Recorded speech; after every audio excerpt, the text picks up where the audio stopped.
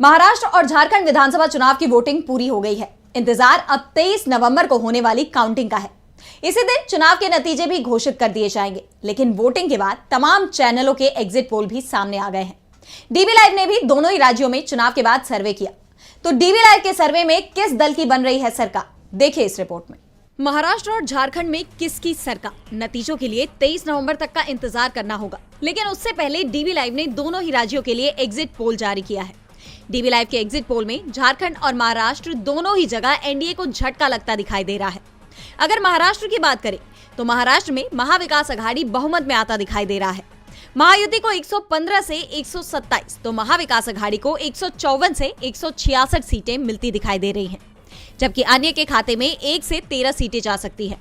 अब अगर महाराष्ट्र के अलग अलग रीजन की बात करें तो पश्चिम महाराष्ट्र रीजन की 70 सीटों में से महायुति को 19 से 21 सीटें मिलती दिखाई दे रही है, जबकि एमवीए को 47 से 49 सीटें, वहीं अन्य के खाते में 1 से 3 सीटें जाती हुई दिख रही हैं। विदर्भ रीजन की 62 सीटों में से 23 से 25 सीटें महायुति को, 36 से 38 सीटें एमवीए को और 0 से 2 सीटें अन्य को मिल सकती हैं।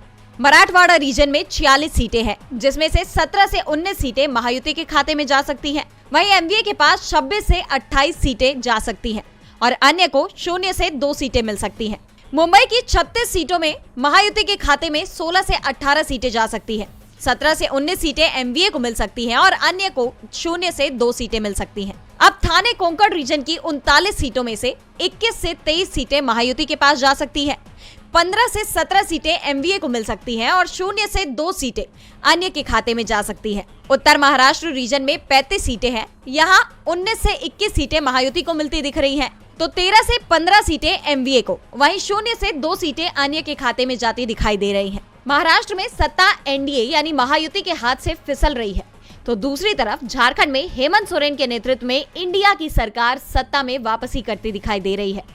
राज्य की 81 विधानसभा सीटों में से इंडिया गठबंधन को 41 से 45 सीटें मिलने की संभावना है, तो एनडीए को 33 से 37 सीटें मिलती दिखाई दे रही हैं। अन्य के खाते में 1 से 5 सीट जाती दिख रही हैं, यानी इस बार बीजेपी और उसके गठबंधन को जबरदस्त झटका लगता दिख रहा है।